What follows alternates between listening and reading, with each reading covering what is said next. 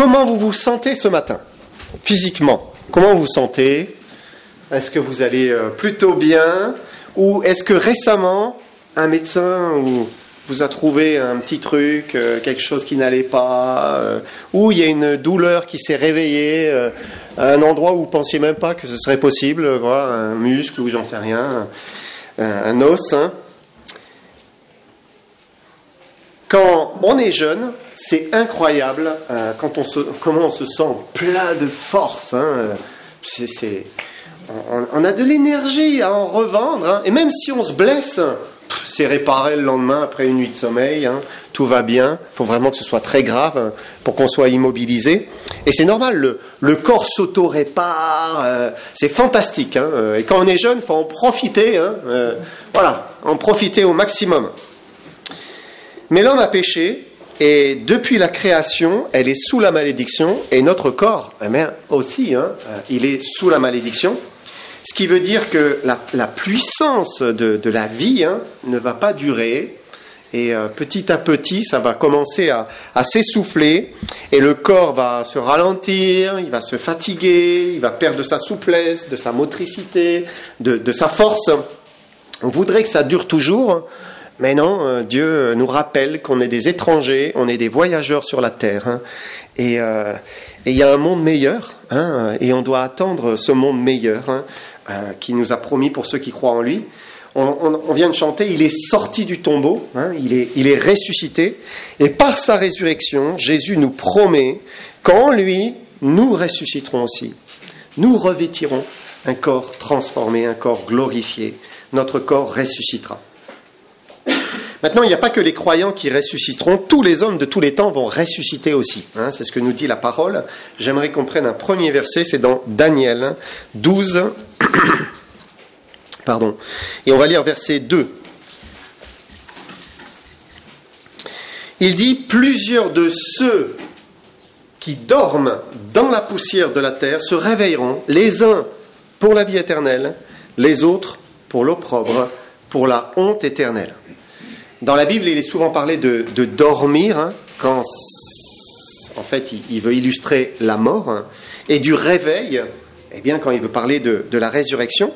Et il dit que les hommes qui dorment vont se réveiller, les uns pour la vie éternelle, les autres pour la honte éternelle, l'opprobre. Et on voit donc que la résurrection, elle n'est pas réservée exclusivement aux justes, mais aussi aux injustes. Il est parlé de la première résurrection pour les justes, la deuxième résurrection pour les injustes.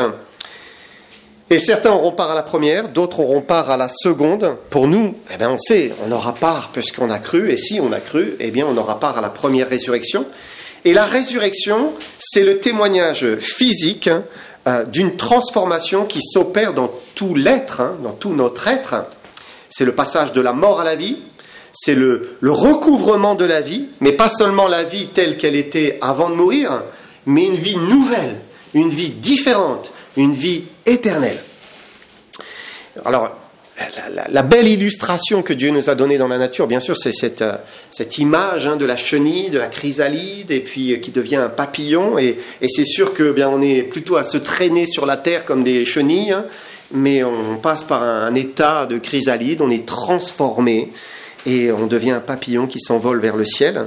Et ainsi, nous les chrétiens, par la conversion à Jésus-Christ, Dieu opère une transformation et on va s'envoler à la rencontre de notre Seigneur dans le ciel, dans un corps glorifié, un corps transformé, magnifié, magnifique.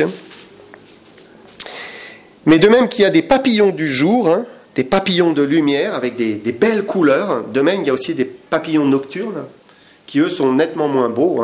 Là, ils sont même parfois très très laids, peu élégants.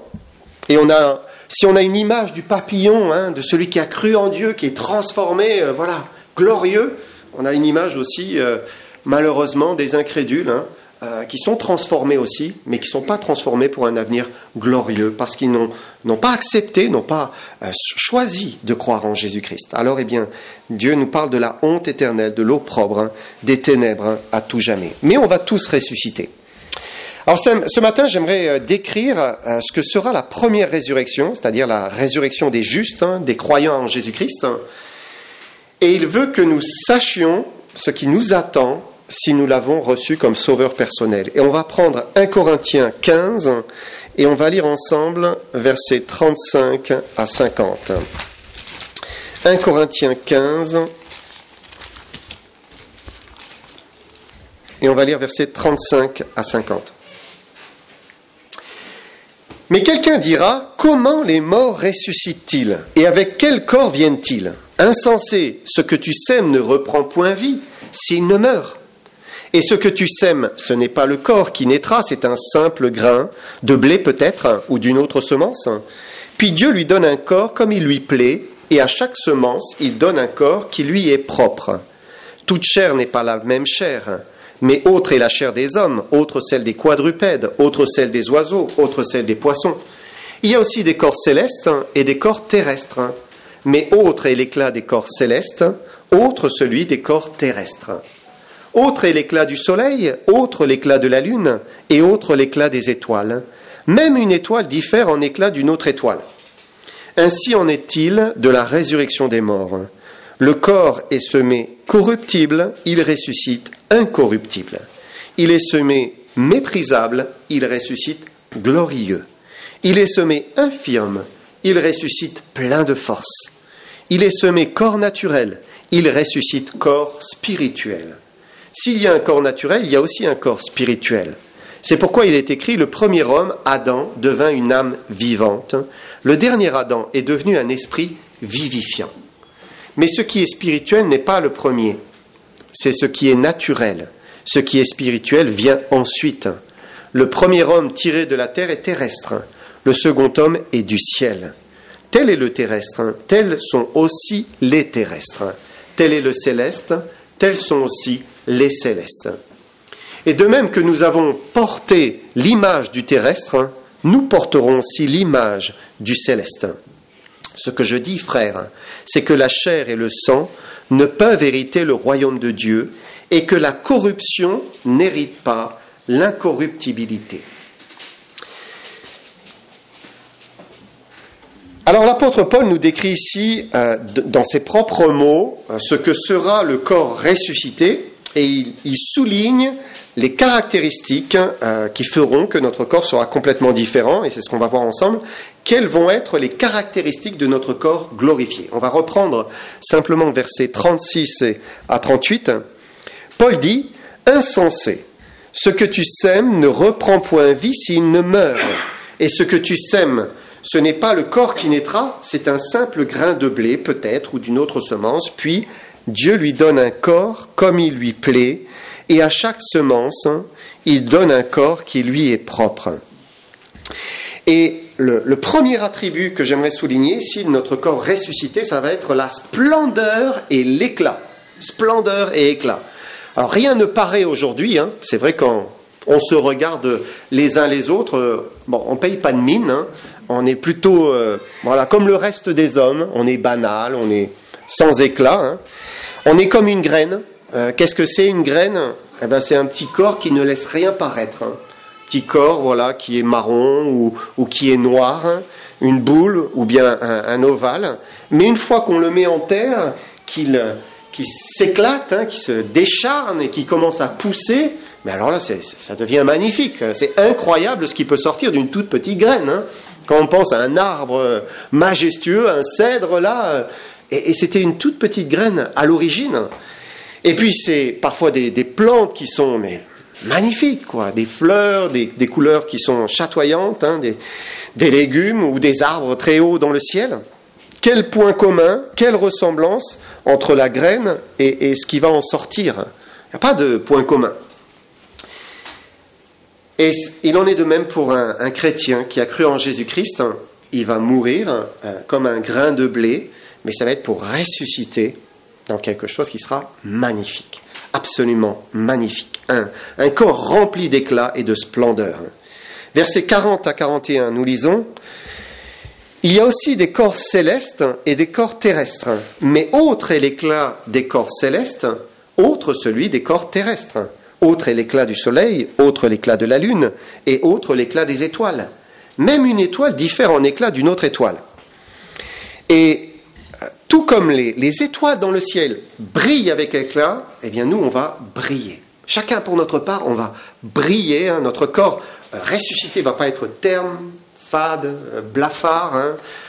Non, on va être lumineux, on va être brillant. Paul compare aux étoiles qui sont dans le ciel ou bien au corps terrestre. Il dit, hein, quelle différence il y a entre un rocher sur la terre et puis le soleil, hein, qui est une certaine forme de rocher, mais qui brille dans une splendeur éclatante. Hein. Dans l'épître aux Colossiens, on lit cette parole qui est adressée aux chrétiens. Il est dit, « Votre vie est cachée avec Christ en Dieu. Quand Christ, votre vie, paraîtra, alors vous paraîtrez aussi avec lui dans la gloire. » Et aujourd'hui, on est caché. On est caché avec Christ en Dieu. Et voilà, c'est invisible. On ne voit pas la réalité de ce que Dieu a mis en nous. Hein. On est comme ce grain de blé. Mais la vie, elle est là. Et un jour, on va passer par la résurrection, ou par la transformation de nos corps. Hein. Et là, eh bien, on va ressusciter glorieux, brillant, pour la gloire de Dieu. Dans le prophète Daniel, on a lu un verset, le verset suivant dit « Ceux qui auront été intelligents brilleront comme la splendeur du ciel, et ceux qui auront enseigné la justice à la multitude brilleront comme les étoiles à toujours et à perpétuité. » Est-ce qu'on peut imaginer ça? Briller toujours, toujours, toujours, voilà, à perpétuité. Récemment, on a vu ensemble la transfiguration. Et vous vous souvenez, il y a cette parole qui a été dite, « Ces vêtements devinrent resplendissants d'une telle blancheur qu'il n'est pas de foulon sur la terre qui puisse blanchir ainsi. » Alors, dans notre traduction seconde, il y a un mot qui est dans l'original, mais qui n'est pas dans notre traduction. Hein. Darby a choisi de le traduire. Il dit « Ces vêtements devinrent brillants et d'une extrême blancheur comme de la neige. » Voilà, c'est ce qu'on chante, hein, plus blanc que neige, hein, blanc, plus blanc que neige, ben c'est biblique. Hein. C'est que, voilà, on va être plus blanc que la neige en plein soleil. Vous voyez comment c'est lumineux. Hein. Notre corps sera comme lui, comme ressuscité, comme Jésus ressuscité. Un autre verset dans Matthieu dit « Alors les justes resplendiront comme le soleil dans le royaume de leur Père. » Comme des soleils, chacun pour notre part. Un soleil, ça brille d'une... Voilà.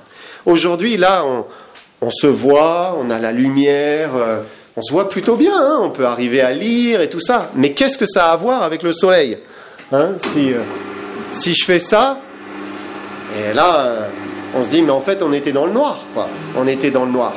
Quand le soleil brille, alors ça brille et ça remplit tout. On a même envie d'en rester comme ça, hein, mais on ne va pas voir grand-chose derrière. Voilà, le soleil, c'est quelque chose. Et bien nous, on va briller, resplendir. Ça va être magnifique, absolument magnifique. Alors si notre corps d'aujourd'hui est comme une tente terne, notre corps céleste va être un temple lumineux. Il est dit, Paul dit avec raison, nous gémissons dans cette tente, désirant revêtir notre domicile céleste. Mais c'est ce qui va arriver à la résurrection. On va revêtir notre domicile céleste. Paul parle d'une étoile, il dit, elle diffère d'une autre étoile. Et nous allons tous briller, c'est certain. Peut-être certains brilleront un peu plus, mais comme il y a différents astres, voilà, il y a des naines blanches, des naines rouges, je ne sais pas. Voilà, il y a des étoiles qui diffèrent, mais tous nous allons briller parce que nous sommes des fils et des filles de la lumière. On va voir maintenant un deuxième attribut, c'est l'incorruptibilité. Et on va lire ensemble verset 42, où il est dit « Ainsi en est-il de la résurrection des morts. Le corps est semé corruptible, il ressuscite incorruptible. » Voilà, nous avons ici-bas des corps qui sont corruptibles, c'est-à-dire des corps qui sont soumis à la décomposition. C'est ce qui arrive. Nous mourrons, notre corps s'altère, se détruit, on redevient poussière.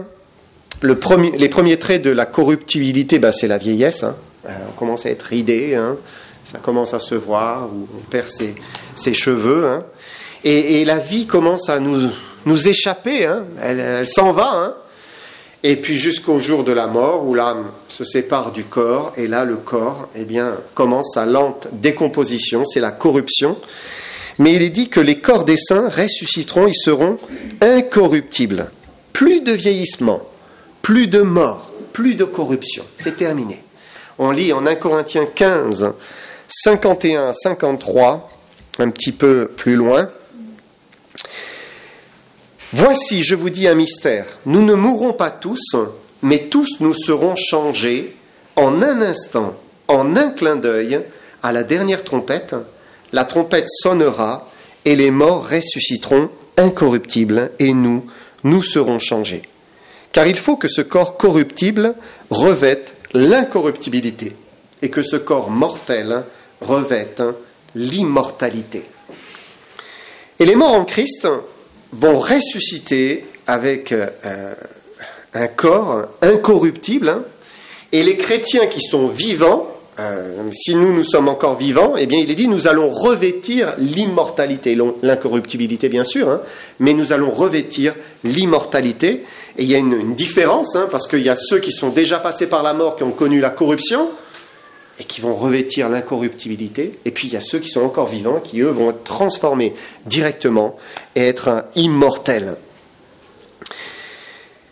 On va voir maintenant un troisième attribut de notre corps ressuscité, c'est la gloire. Verset 43, nous avons lu « Le corps est semé méprisable, il ressuscite glorieux ». Et bien que nous soyons des créatures de Dieu, du fait de la chute, nous naissons méprisables. C'est ce que dit la Bible. Darby traduit par le terme déshonneur. Nous sommes en déshonneur. Nous sommes en déshonneur. Bien sûr, à l'image de David, on peut dire « je suis une créature merveilleuse hein, », parce que Dieu a fait, Dieu a bien fait les choses. Hein. Mais la créature, elle a perdu beaucoup de sa merveille lorsqu'elle est tombée dans le péché, hein, suite à la chute. Avant le péché, tout était pur, tout était beau, parfait. L'homme était une perfection, digne, belle, dans l'œuvre du Créateur. Adam et Ève étaient nus, ils n'en avaient pas honte.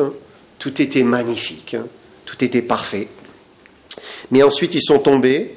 Là, ils ont pris conscience de leur nudité. Ils ont été obligés de se cacher. Hein, et là, ils étaient tombés en déshonneur. Et il y a maintenant un manque de gloire et de dignité chez l'homme du fait de la chute, mais il est écrit que la dignité lui sera rendue avec ce corps qui sera transformé, un corps différent. Et là, il n'y aura plus rien de honteux, plus rien à cacher. Voilà, nous serons dans la gloire. En Philippiens 3, versets 20 à 21, nous lisons...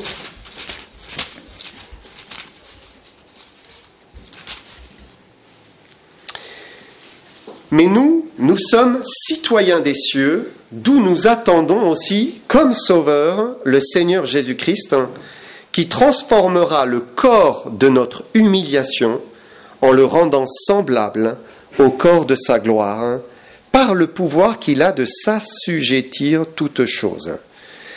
Et la Bible dit, aujourd'hui, nous avons un corps d'humiliation, tout n'est pas parfait, hein.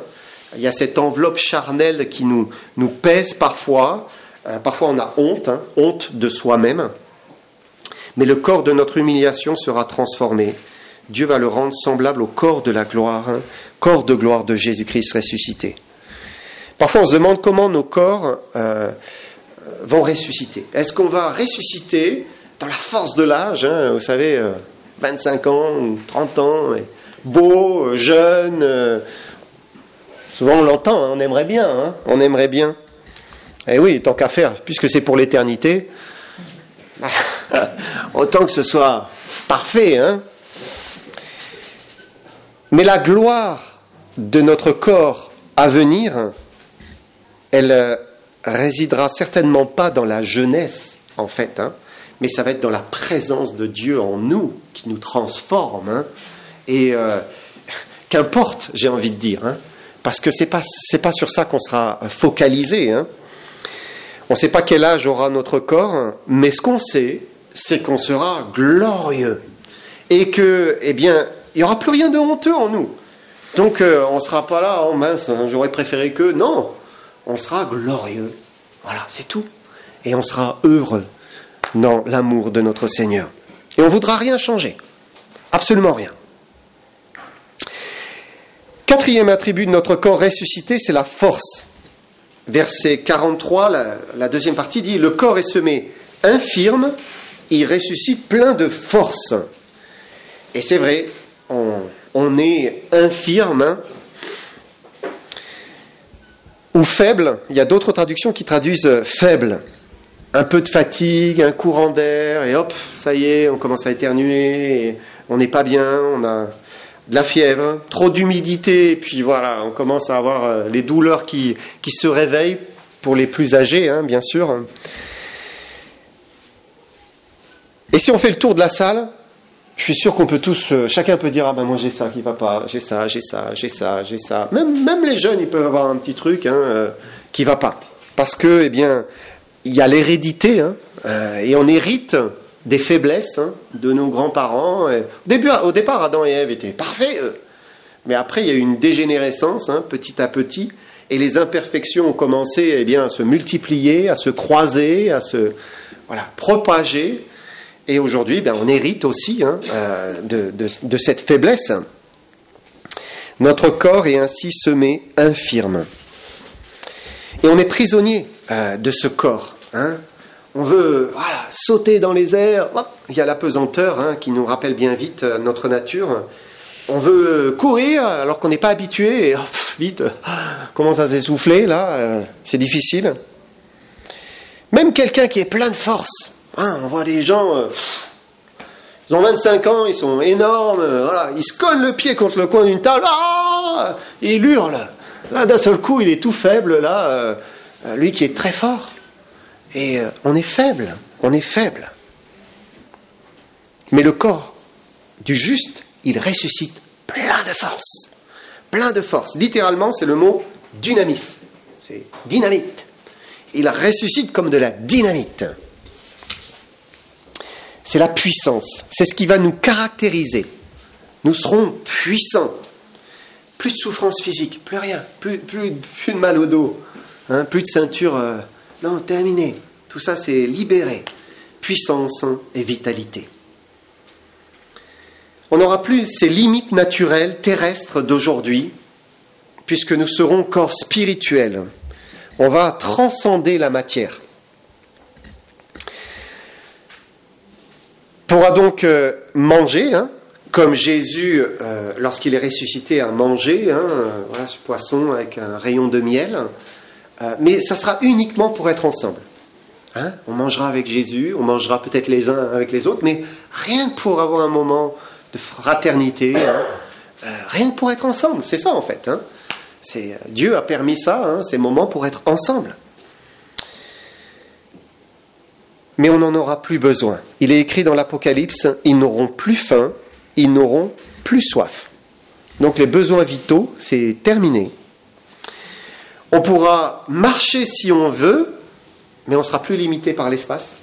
On pourra s'envoler, il n'y aura plus d'apesanteur, plus de matière qui nous retiendra. Tout à l'heure, on a partagé, Jésus. Il aurait pu traverser la porte du tombeau, comme Joseph nous l'a partagé. Mais non, Dieu a voulu... Regardez, il est ressuscité. Il est vraiment ressuscité. Et nous, de la même manière, on va traverser la matière et partir dans les lieux célestes, revenir, on sera libre. Et puis, on n'aura plus de limitation dans la durée, dans le temps, puisqu'on sera immortel dans l'éternité. Il est aussi écrit « Il essuiera toute larme de leurs yeux, et la mort ne sera plus. Il n'y aura plus ni deuil, ni cri, ni douleur, car les premières choses ont disparu. » Plus de deuil, plus de douleur, plus de souffrance, c'est terminé. Et notre corps sera léger, vif, alerte, éternel. Cinquième trait, c'est le corps ressuscité sera spirituel. C'est ce qu'il dit, versets 44 à 47. Le corps est semé naturel, il ressuscite corps spirituel. S'il y a un corps naturel, il y a aussi un corps spirituel. C'est pourquoi il est écrit « Le premier homme, Adam, devint une âme vivante. Le dernier Adam est devenu un esprit vivifiant. Mais ce qui est spirituel n'est pas le premier, c'est ce qui est naturel. Ce qui est spirituel vient ensuite. Le premier homme tiré de la terre est terrestre. Le second homme est du ciel. » Et la Bible dit que nous ne naissons pas naturellement ici spirituel, mais on est plutôt animal, du fait du péché. Nous naissons animal. C'est le terme traduit par naturel dans nos Bibles. Donc le corps est semé animal. C'est en grec psychikos, charnel, sensuel. Un animal, c'est un être vivant qui a une âme, mais qui n'a pas d'esprit en fait. Nous avons un esprit, mais un animal n'a pas d'esprit. Et nous sommes semés corps animal, parce que nous naissons dans le péché. Et l'homme, voilà, il est attiré vers les choses aussi animales, malheureusement. Et c'est souvent son âme et son corps qui le gouvernent. Et c'est pour ça aussi qu'il se comporte parfois comme un animal. C'est une réalité, on le voit partout dans le monde. Pourquoi les hommes sont si mauvais les uns avec les autres, Pourquoi ils sont mus par leurs pulsions? Pourquoi leurs sentiments leur font perdre la raison?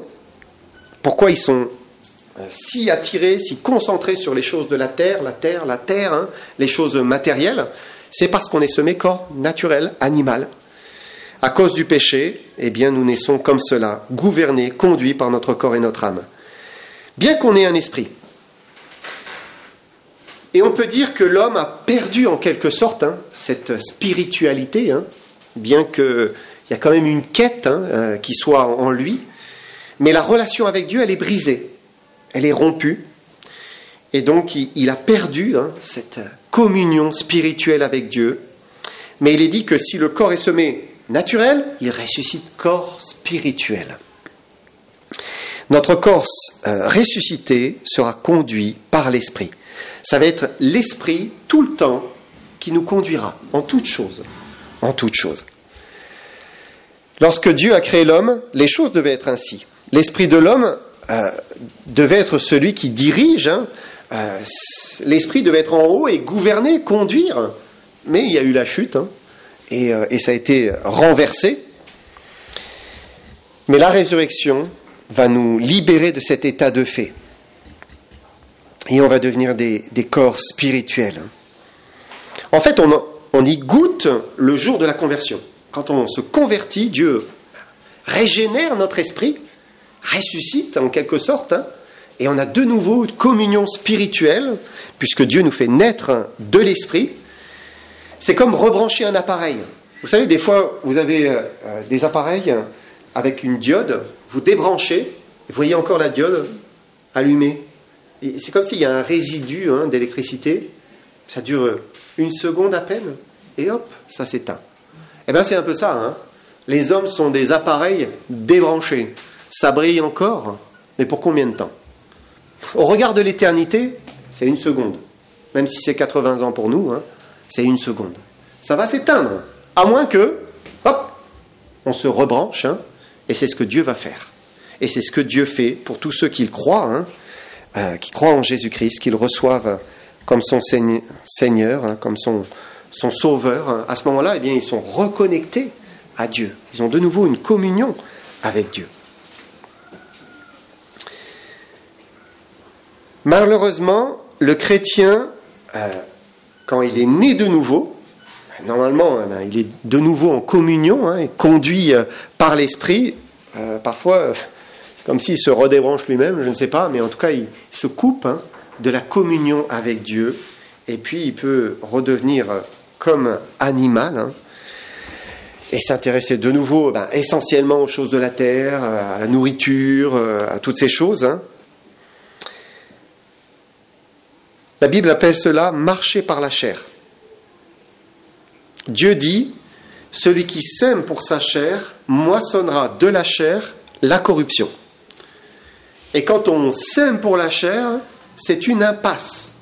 C'est une impasse, ça va mener à la corruption, ça va mener à plus de péché, et on devient de plus en plus prisonnier Voilà, c'est pas ce que Dieu veut. Celui qui sème pour la chair moissonnera de la chair la corruption. Mais celui qui sème pour l'esprit moissonnera de l'esprit la vie éternelle. Donc, si on veut marcher avec le Seigneur, alors eh bien, on va recevoir la vie et la vie en abondance. Et quand un chrétien marche avec Jésus-Christ, il a les prémices finalement de cette vie spirituelle qui coule dans son cœur. Dieu promet qu'à la résurrection, nous serons alors pleinement, entièrement, totalement conduits par l'Esprit. Et il n'y aura plus de combat intérieur, plus de déchirement, de tentation, plus de faiblesse morale. On peut déjà y goûter. Maintenant, si on marche avec lui, alors eh bien, on vit en lui. C'est ce que Paul disait. Mais une fois que ce sera au ciel, il n'y aura plus de chute, plus jamais de chute. On sera dépendant du Seigneur pour l'éternité. Totalement, entièrement, sans réserve, à l'Esprit Saint qui nous a régénérés. J'aimerais qu'on voit encore un attribut, un dernier attribut, c'est la conformité au Seigneur Jésus-Christ. On lit ça en versets 48, 49. Il dit « Tel est le terrestre, tels sont aussi les terrestres. Tel est le céleste, tels sont aussi les célestes. Et de même que nous avons porté l'image du terrestre, nous porterons aussi l'image du céleste. » Donc Paul dit ici que nous allons porter l'image du céleste. Qu'est-ce que c'est l'image du céleste ? L'image du céleste, c'est Jésus-Christ en fait. On va être à l'image de Jésus-Christ, on va le refléter dans l'éternité. On a l'habitude de chanter « Te ressembler Jésus ». Voilà, c'est mon désir suprême. Et normalement, eh bien, nous tendons vers cet idéal, te ressembler Jésus encore et toujours plus. Mais on est obligé de reconnaître qu'il y a encore du travail. Mais on y tend. Au jour de la résurrection, nous porterons l'image du céleste, l'image de Jésus-Christ. Ça sera parfait. On sera semblable à lui. C'est ce que dit 1 Jean, chapitre 3, verset 2. Il dit « Bien-aimés, nous sommes maintenant enfants de Dieu.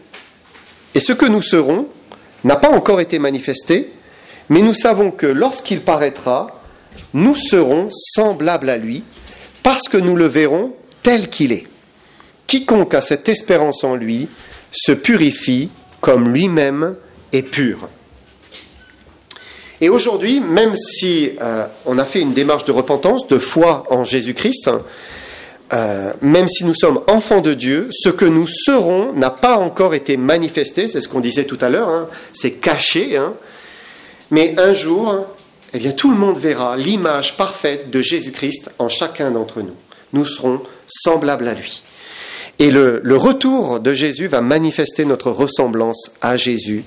Notre transformation, notre sanctification seront achevées, terminées. Maintenant, en attendant, eh bien, ce que Dieu nous demande, c'est de contempler Jésus, de nous attacher à Jésus, de nous plonger dans sa personne, dans ce qu'il dit de lui, et parce qu'il dit que plus nous nourrissons de ces choses, plus nous sommes transformés de gloire en gloire en la même image. Dieu opère une transformation dans la communion avec lui. Si on prie, si on passe du temps avec le Seigneur, si vous négligez ça, eh bien, vous n'êtes pas transformé en la même image. Mais si vous prenez du temps, si ça fait partie de votre culte, et vous passez du temps avec le Seigneur, alors eh bien, vous êtes transformé en la même image. C'est ce que dit la parole de Dieu. Parce que c'est vraiment la connaissance de Dieu, la connaissance de Jésus-Christ qui opère une transformation dans nos vies. C'est la sanctification. Mais aujourd'hui, notre vision du Seigneur, elle est altérée par toutes sortes de choses. Et c'est vrai que c'est un combat, c'est une lutte aussi pour se focaliser sur le Seigneur et garder les bonnes priorités dans sa vie. Mais lors de son retour, on n'aura plus besoin de chercher à lui ressembler. Voilà. Dès qu'on va le voir, on sera transformé. On sera semblable à lui. Et pour l'éternité. Ça sera merveilleux. Il est dit que nous serons rendus conformes au corps de sa gloire. Un autre verset dans Romains dit aussi « Car ceux qu'il a connus d'avance, il les a aussi prédestinés à être semblables à l'image de son Fils, afin que son Fils fût le premier-né entre plusieurs frères. Voilà, nous sommes prédestinés à être semblables à l'image de son Fils.